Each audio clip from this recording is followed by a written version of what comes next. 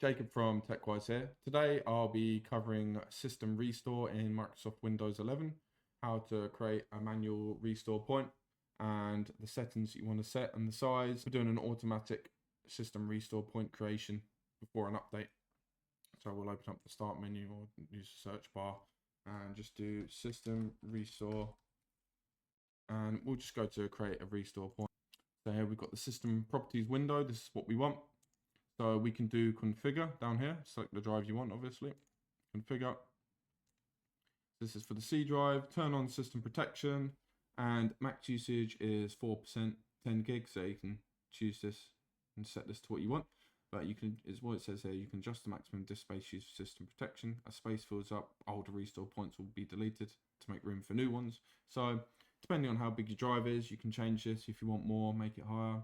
If you want less points, put that a bit lower, and it will just automatically overwrite them as it said there. And then it also gives you a delete all restore points button here if you want to clear it and start fresh. But we'll keep that on. Click OK.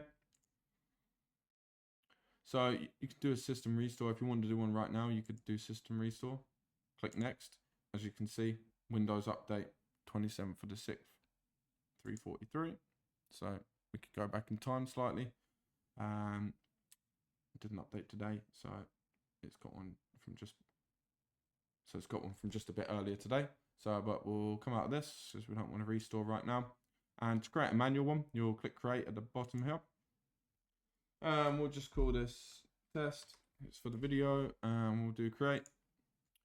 Now it's creating a restore point. We'll just allow that to run.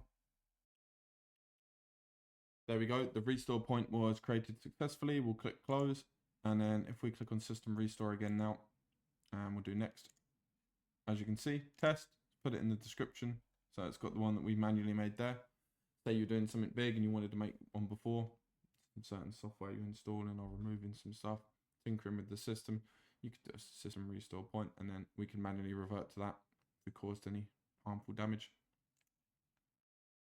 Thank you for watching, and that's it. If you like this video and want to see more, subscribe to our channel and hit the notification bell. See you in the next one.